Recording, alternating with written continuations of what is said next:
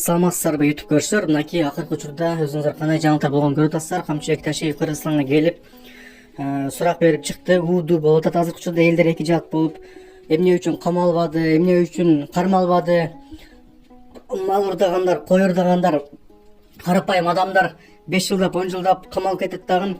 Ушуга окшогон чоң адамдар камалбайбы, мыйзам тандалмай иштейби, эмне үчүн камалган жок деген суроолордон коюп жатышат туугандар. Жана ошондой эле урмат деген журналист байкебиз бар, өзүңүздөр билесиздер. Социалдык тармакка өзүнүн оюн жазып чыгыптыр. Камчыбек Ташиев камалабы дегенче. Камчыбек Ташиев камалышы мүмкүн эгерде президенттикке коёмун, Садыр Жапаров менен кандай десек эң оппоненти боломун десе, эгерде камалышы мүмкүн, эгерде Камчыбек Ташиев Садыр Жапаровдун саясатына каршы чыгып, ар кандай кайрылуулар жасап, видео кайрылуулар жасап, элди саясий кризисте пайда кылса, Камчыбек Ташиев камалышы мүмкүн, эгерде менин компроматтарым бар деп президентке түз согуш жарыяган болсо деп жазыптыр. А бирок ал өзүнүн оюнда мындай кыла албайт Камчыбек Ташиев. Себеби дегенде ал каалабайт өзүнүн бизнестерин жоготушту. Эгерде мындай кадамга бара турган болсо, Камчыбек Ташиевдин бизнестерин мамлекет алып коет, үй бүлөлөрүнө карата, балдарына карата кылмыш иштер козголуп, үйлөрү конфискация болуп мамлекетке өтүшүн ал каалабайт деп жазыптыр да туугандар. Сиздер кандай ойлойсуздар? Ушул боюнча өзүңүздөрдүн оюңуздарды жазып коюңуздар.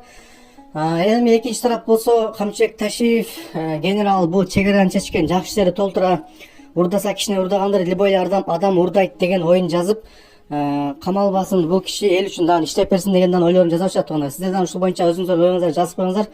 Камчыбек Ташиев президенттикке барам десе, Садыр Жапаров менен кандай десе конкурент болуп калышы мүмкүн экен. Эгерде бара турган болсоң да, Камчыбек Ташиевдин абалы чатак. Мен оюмча барбайт, каалабайт, себеби бизнесин жоготушту, үй бүлөсүнө куугунтук болушун каалабайт.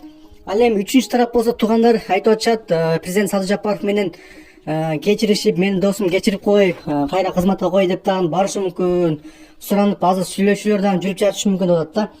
Менин оюмча, өзүңүздөр билесиздер, президент Садыр Жапаров өтө мындай чечимди ойлонуп кабыл алган, чечкиндүү президент. Менин ишеничимден бардыгы пайдаланышат, бирок өтө көпкө барбайт деп айтканым бар. Ошондуктан президентибиз бир сүйлөйт.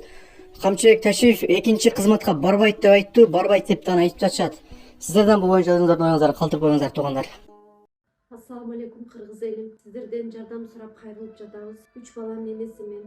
Уулум Умар 6 жашта, врожденный паралич, ДЦП 4 степенде. Жалгыз бой энемин. 3 баламды Алланын жардамы менен өзүм чоңойтуп келейин.